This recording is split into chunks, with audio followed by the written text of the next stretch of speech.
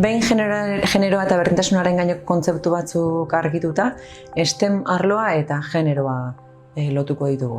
Eta hasteko eta behin datuek zer dioten adieraziko dugu, alegia. Atera dezagun argazki bat benetan egoera zein den ikusteko.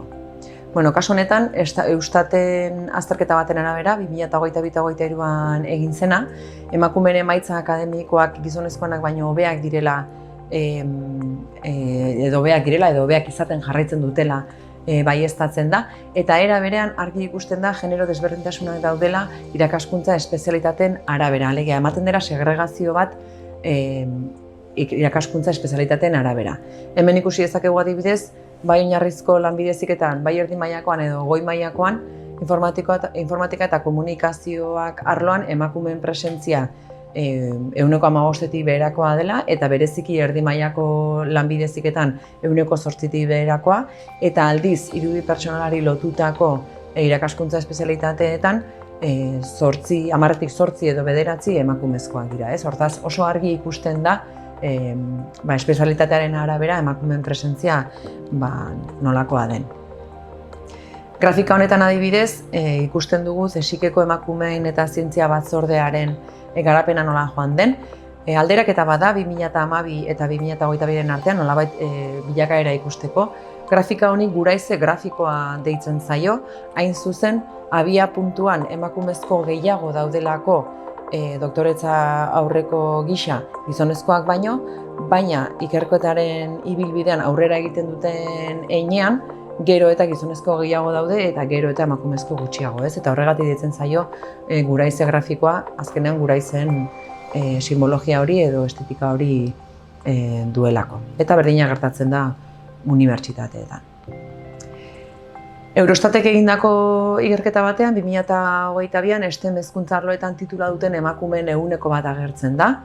Estatu Espainiarraren kasuan 27,7%koa da, alegia 3tik bat da emakumezkoa, eta Europaren barruan ikusten dugun bezala ia azken postuan kokatzen da, eta Europako bataz bestekoaren apur bat azpitik, Europako bataz bestekoa 32%koa delako. Hemen ikus dezakegu INEk 2020-2021 urtean egindako ikerketa baten emaitza, non Estatu Espainiarra eta Europa alderatzen diren, zientzian eta teknologian lan egiten duten emakumeak sektoreka banatuz. Argi ikusten da kasu honetan beheko zatian zerbitzuen arloan emakumezkoak direla gutxienez erdia edo pixka bat gehiago, baina nabaria da goi teknologiako sektoreetan, manufakturetan eta bar, edo teknologia altua edo ertain altua denean, 3tik bat izaten jarraitzen duela emakumezkoa, eta honek indartzen du lehen segregazio horizontalaz aipatu duguna. Hortaz, datuek diotena da emakumea azpi ordezkatua dagoela STEM arloetan modu nabarmen batean, hori ematen da hezkuntza eta lanbide maila guztietan, alegia hezkuntzan akademikoki maila ezberdinetan, eta baita lanbideen posizio hierarkiko ezberdinetan ere. Hasi lanbide heziketan eta unibertsitatetik enpresa teknologiko eta zientifikotaraino lidergo postuetan emakumeen ordezkaritza oso txikia da. Ikusi dugun bezala ikerketaren arloan guraize grafikoa ematen da, alegia gero eta altuagoa izan ikerketa maila gero eta emakumea gutxiago daude, eta hau noski ez da hemen bakarrik gertatzen, Europako eskualde eta estatu guztietan gertatzen da, horrek egoera larritu ere egiten duelarik. STEM arloan emakumearen ordezkaritza baxua izateak STEM genero arrakala sortzen du, eta horrek eragin argi eta zuzen bat du gure eguneroko bizitzan. Hauek adibide batzu besterik ez dira, ez? Adibidez, segurtasun nualeen diseinua autoan goazenean gizonezkoen gorputzekin diseinatu da, eta hortaz, aztertua dago istripu baten aurrean emakumezkoek aukera gehiago dugula istripu horretan gure bizitza galtzeko. Edo eta COVID-19 garaian, maskarak diseinatzen ari zirenean, gizonezkoen aurpegikera izan zuten kontutan, eta hortaz, emakumezko profesionalak, medikuntza arloan ari zirenak, ez zuten gizonezkoek adina babes jaso. Aipatu behar da ere, garai hauetan, inteligentzia artifizialak edo adimen artifizialak duen alborapen algoritmikoa, ez? Nolabait, iraganeko datuetan oinarritzen delako, eta hortaz, iraganeko datuetan oinarritutako erabakiak hartzen dituelako, horrekin genero ikuspegitik ditugun diskriminazio guztiak erreproduzituz eta handituz, bai, eta betikotuz. Eta aipatu daiteke ere, aurpegia ezagutzeko sistemak eraiki direla gizonezkoen eskutik eta eraiki direla gizonezkoen aurpegiak ezagutuz, ez? Eta hortaz, aurpegia ezagutzeko sistema askok akatsak egiten dituzte emakumeen aurpegiak identifikatzerakoan, eta zer esanik ez emakumezkoa eta azal zuria ez duen pertsona bat jartzen baldin badugu, ez? Hortaz, emakumeen presentzia baxuak eragin zuzen bat du eraikitzen ari garen mundu honetan, eta hortaz, hartu behar diren neurri batzuk horrelako kasuak gero eta gutxiago izan daitezen eta desagertu daitezen, ez? Generoa sortzen da sozializazio prozesuen bitartez, ez? Eta hortaz, oso txikitatik barrenatzen goazen zerbait da. STEM generoa arrakala ere, denboran aurrera egina ahala, garatzen doa. Hezkuntza faseetan aurrera egina ahala, nesken STEM posizionamenduak behera egiten du nabarmen, ez? Hortaz, denboran gertatzen den zerbait da. Ez da neskak STEM posizionamendu baju batekin jaiotzen direla edo eta horrela daudela hasieratik, baizik eta denborarekin galtzen doaz, ez? Aipatuko ditut bi azterketa, bat Katalunian egin zena, nun ikusiko dugun hezkuntza faseetan aurrera egin ahala ze ezberdintasun ematen den, ez? DBH 3. eta 4. mailako nesken artean adibidez, 26%ak etorkizuneko STEM ikasketarako nolabaiteko motivazioa erakutsi zuen. Eta mutilen artean aldiz, DBH 3 eta 4 jada 40%koa zen. Behin batxilergora pasata, nesken soilik 10%ak ikusten zuen ingenieritza informatikoa beraien aukeren artean, baina mutilen 41%ak jarraitzen zuen hori aukeren artean ikusten, ez? Orduan, nabaria da, urtebete edo 2 urteren buruan, emakumezkoen STEM posizionamenduak nola egin duen behera, gizonezkoa ez denean mugitu ere egin, ez? Eta behin ja aurrerago goazena, ingenieritza informatikoaz gain, matematika, fisika eta kimikaren kasuan, aipatu behar da, nesken eta mutilen arteko oreka antzekoagoa zela, 6 eta 8% artean kokatzen zelako. Azterketa antzeko bat egin zen Bilbon, kasu honetan nesken 29%ak eta mutilen 47%ak eta pertsona ez bitarren 26%ak, gai sentitzen dira STEM arloetan lan egiteko, bai? Nesken 24%ak aldiz eta mutilen 43%ak adierazi dute interesa dutela etorkizunean STEM arloetan lan egiteko. Ikusten dugu bi kasuetan mutilena nahiko altuagoxea dela. Eta inkestatutako gazteen 46%ak ez du ezagutzarik Bilboko industriari buruz, ez? Honek esanahi handia du, esanahi duelako batetik segurazki STEM arloko lanbiderik ohikoenak soilik ezagutzen dituztela, bestetik ez dutela ezagutzarik inguruan duten industriari eta inguruan dituzten aukeren gainean, eta horrek ere noski beraien interesean eta beraien motivazioan eta STEM posizionamenduan eragin bat du. Behin batxilergora iritsita, STEM arloek ez dituzte neskak erakartzen, hori azterketa guztiek esaten dute. Hori oso lotuta dago STEM asmoekin, alegia, etorkizun hurbil batean STEM arloari lotuta dituzten desio eta ametsekin, bai? Eta hori dago zuzenki lotua autoeraginkortasun mailaren kontuarekin, alegia, ze puntutaraino, ze sinismen dituzten beraien STEM arloko gaitasunekiko, bai?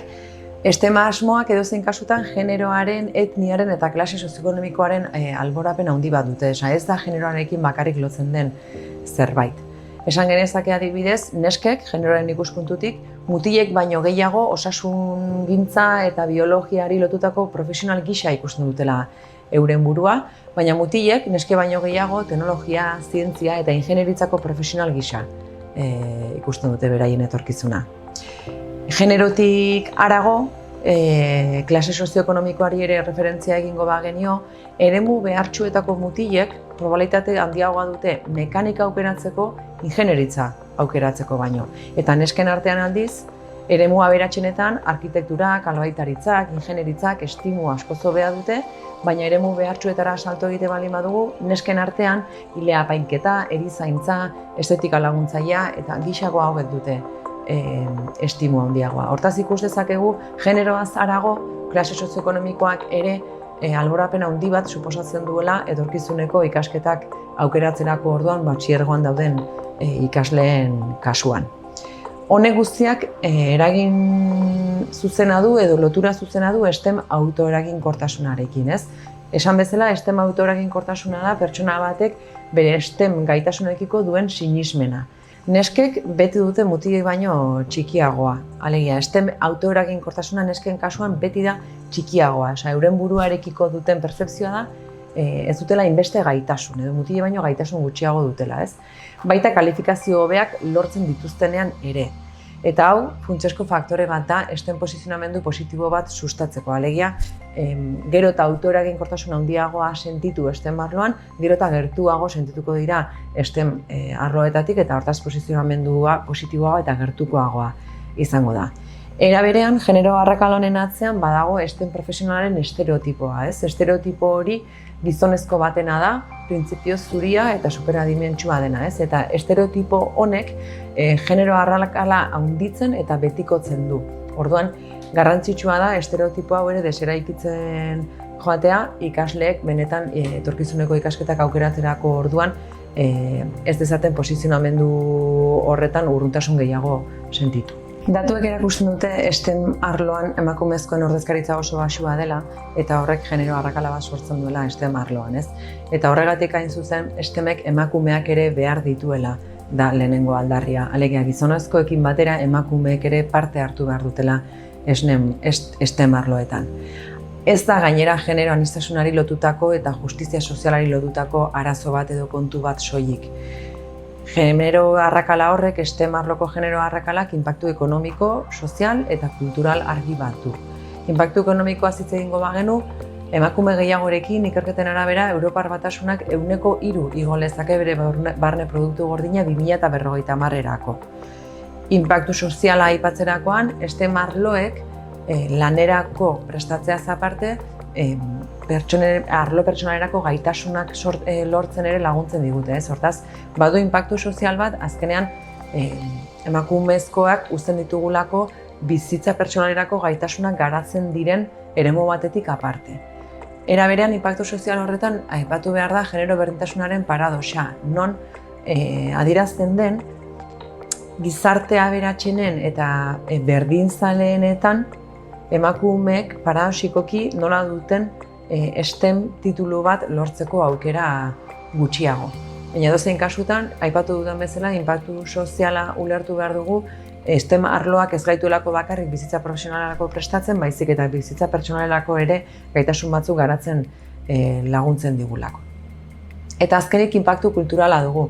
Alegia, emakumeen referente faltak, alegia, emakumeak ez baldin baditugu STEM arloa eta emakumeek gainera ez baldin baditugu ikusgarri egiten, hori beti izango da oztopo kultural bat erreproduzituko dena eta egoera betikotuko duena, ez? Hortaz, ezinbestekoa da emakumeak STEM arloan sartzea, emakume horiek ikusgarri egitea, gero eta emakume gehiago egon daitezen STEM arloetan. Nabaria da STEM arloak hortaz emakumeak ere behar dituela eta neskek eta emakumeek STEM arloetan parte hartzeak onura asko ekar ditzake. Batetik ekitatea eta generoa, alegia. Generoa edozein dela ere pertsona horrek aukera berdinak izatea profesionalki eta bizitzan pertsonalki garatu ahal izateko. Bestetik, emakumeak eta neskak STEM arloetan sartzeak emakume referente gehiago sortzea eta horiek proiektatu ahal izatea dakar. Bestetik, gizartea modu bidezkagoan ordezkatzea, alegia. Azkenean, STEM arloetan dauden lantaldeetan gizartea modu orekatuago batean islatuko da, ez? Horrek berarekin dakar ikuspegi aniztasuna, alegia bakoitzak, emakume gizonezkoa edo eta pertsona bakoitzak bere ikuspegi propioa eramaten du lantalde horietara eta hortaz emakumeen presentzia handiago batek ikuspegi aniztasunean sekulako eragina izango luke.